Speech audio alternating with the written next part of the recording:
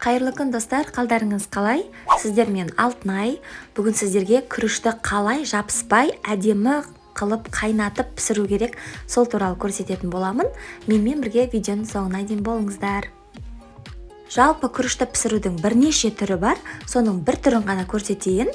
Алдымен өзімізге қажетті күрішті аламыз. Маған 1,5 кесе күріш қажет, одан 3 кесе піскен күріш шығады. Яғни күріш піскен кезде 2 есеге ұлғаяды. Содан қарап білсеңіздер болады өзіңізге қаншалықты күріш керектігін. 5-6 мәрте жақсылап жуамыз, су тазарғанша. Сосын үстіне 1 шай қасықпен тұз, шай қасық сұйық май құйып, жақсылап араластырамыз. Одан соң үстіне қайнап тұрған ыстық суымызды құямыз. Менде 1,5 кесе күріш болса, мен үстіне 3 кесе су құям. Сізде 1 кесе күріш болса, 2 кесе су құясыз. 2 кесе құясыз суды яғни. Сосын газдың ең төменгі отына қойып, 20 минуттай бұқтырамыз.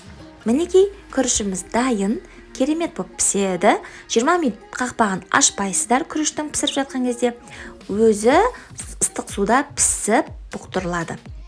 Мінекей күрішіміз осымен дайын.